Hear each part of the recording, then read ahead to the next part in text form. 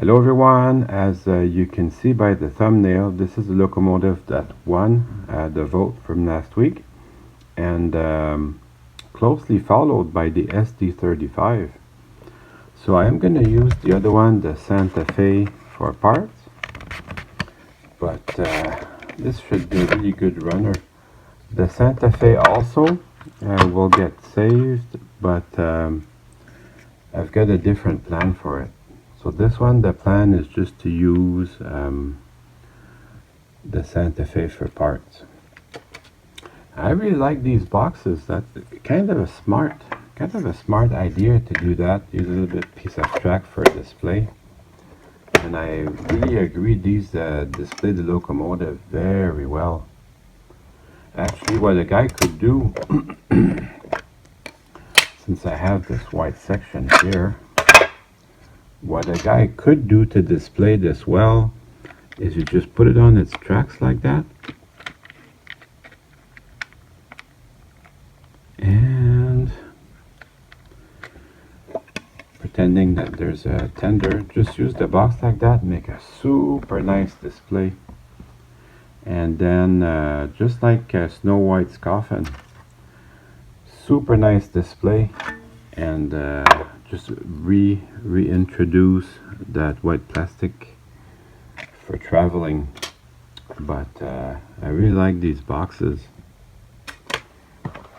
So let's dig in. So here's the truck from the Santa Fe and the little contact strips. From that, this one is broken, of course. The little tab here is missing from that side. So I am gonna probably just put a screw through the middle. Anyways, that's gonna be my plan for today. Just wanted to take a minute to give you a detailed view of the front pilot. It is quite beautiful. And on the top of the boiler, it's missing its bell. So that's kind of sad. But lots of really good detail on this. I've got to remove the tender shell here, and it's hard because the plastic hardened over time. This little screw here holds the tender together, and it is little.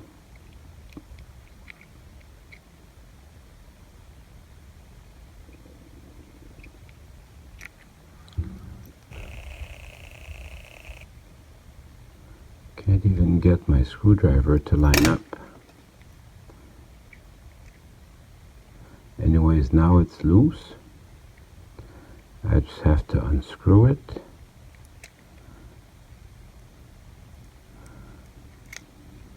So on some engines, the trailing trucks, use the box to keep track of your stuff. On some engines, the trailing truck is huge, but on the Y6b, it's tiny. That follows the drawbar, and then I'm going to try to open up the tender shell.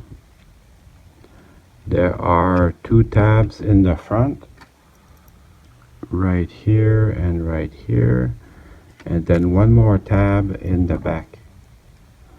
So I don't want to wreck these, but they become hard over time. The little gate fell out. It's basically just cab details and the last wall of the cab.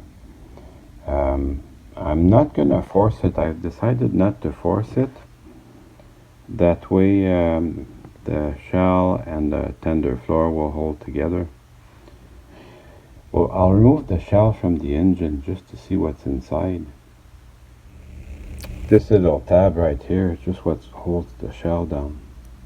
Once you have it past these tabs, the shell just lifts off. Now I can wash it with some soap and my toothbrush. So that's pretty neat. I really do like looking at them. That's got a lot of details. That's got a lot of lubrication. You can see how shiny that is. That's a lot of lubrication. Actually, everything's going well. There's a little screw at the front. I think it's going to help me to release just this little weight.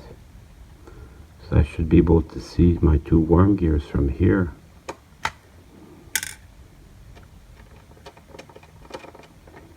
I think this little plastic tab also holds the weight in place.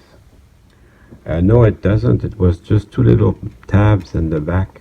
So just slide it forward just a bit. So you can slide your these two little tabs. So you can slide it out. And then this tab becomes loose. There's a lot of lubrication on this. If that's an indication of how much the previous owner loved it, he really loved it. There's a lot of lubrication in here.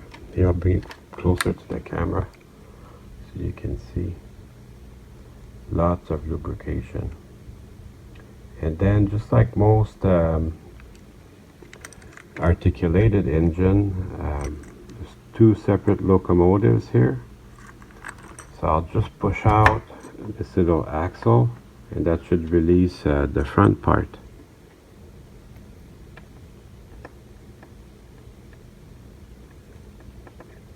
Oh yeah, easy breezy. Well, these were made in Germany, so easy breezy, German easy. By Rowa, made in Germany by Rowa. Then you release your engine. And then we can inspect this, but basically there's not a lot to do.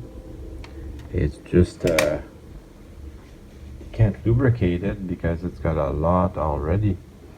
But yeah, you have two separate locomotives, and if you want, you can, this is the opportunity, you have to retime it.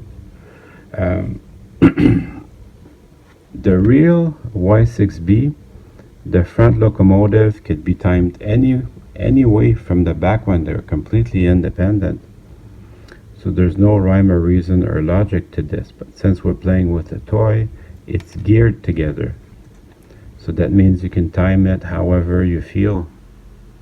I probably put one side to the top and the other side to the bottom. I think that's how this is going to end. But that part seems very nice.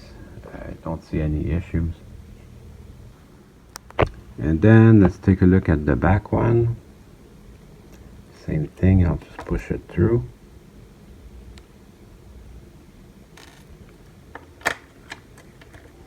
This one's completely independent. Still looks very nice.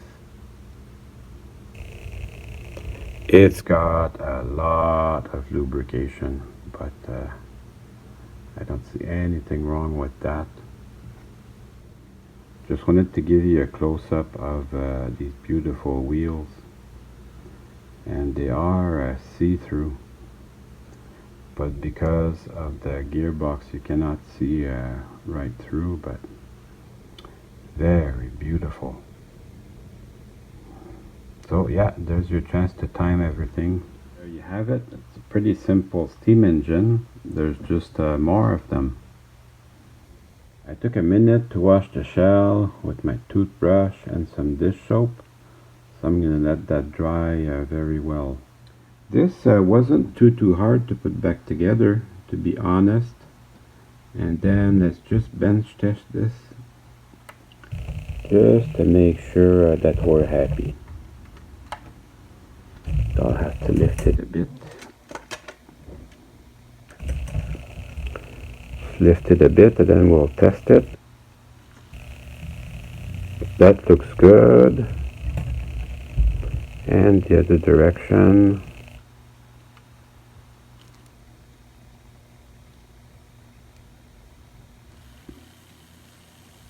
Also looks good.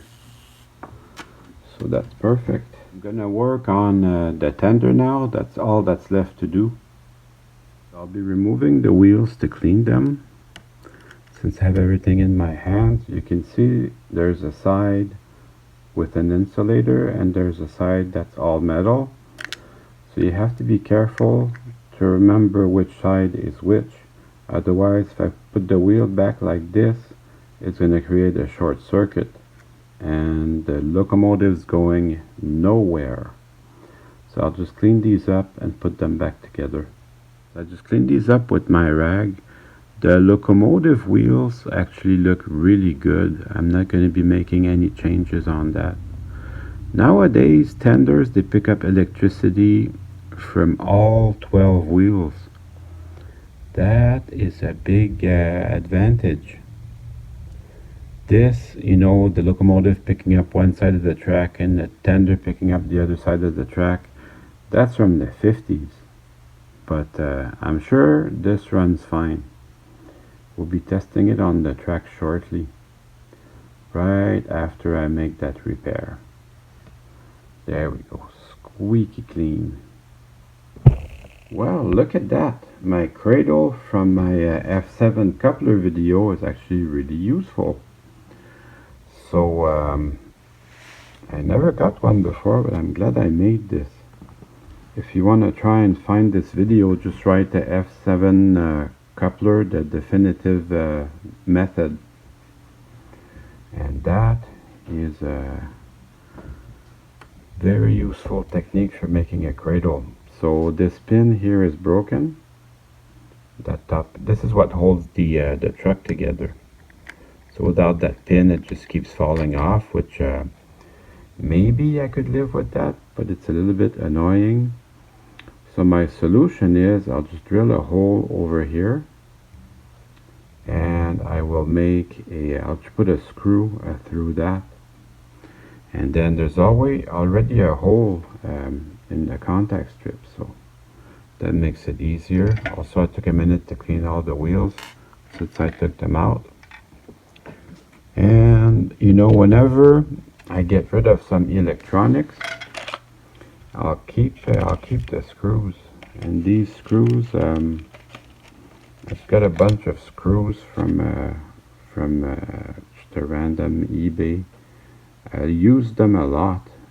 I use them for coupler screws a lot of times.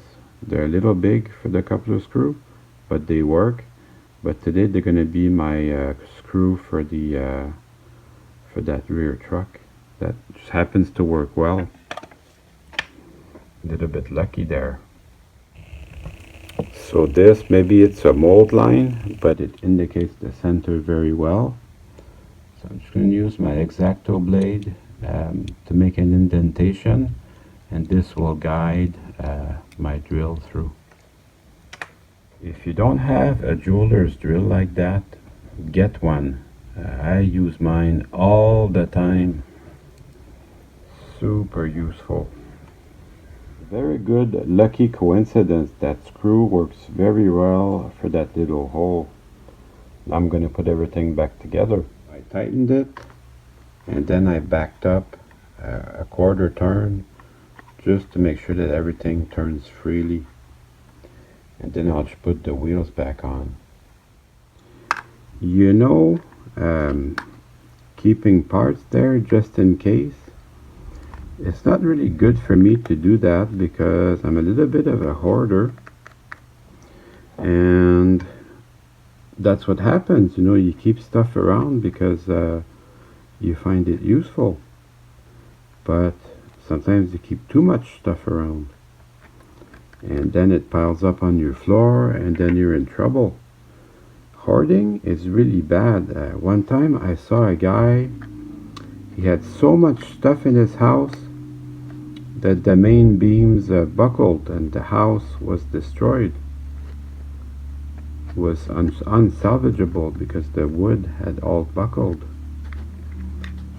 So that looks really good as far as repairs go. All that's left to do is put a little screw on the drawbar, and then we can go try it on the track. Yeah, that's my last little screw.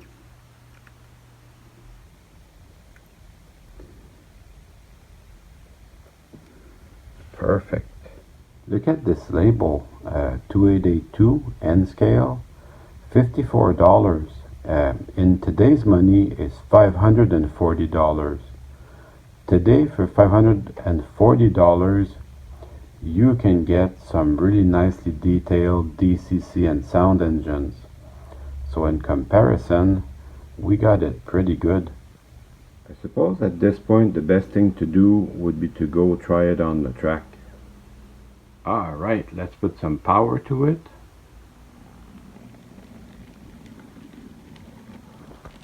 Even has its little light. And then try the other direction. Seems to run pretty nice. Nice and quiet.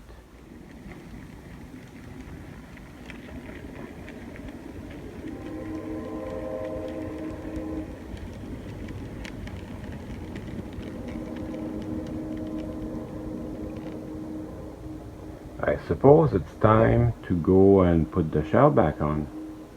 All that's left to do is put the shell back on.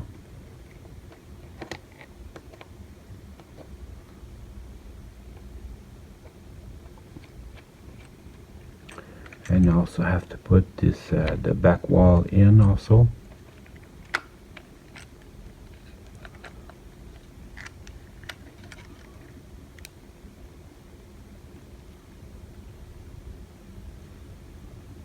I'm just making sure that little shaft is in the right place, and then lift the sides just a little bit to get them over that pin.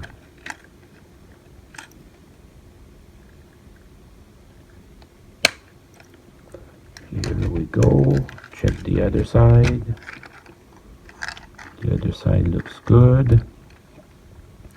And I'll just put the little walls back in.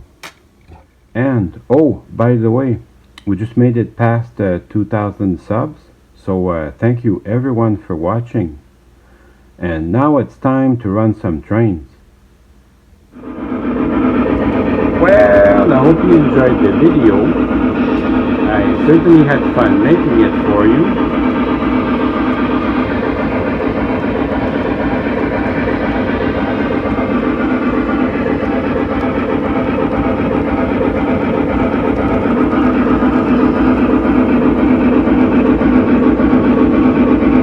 I sure enjoyed that rolling thunder.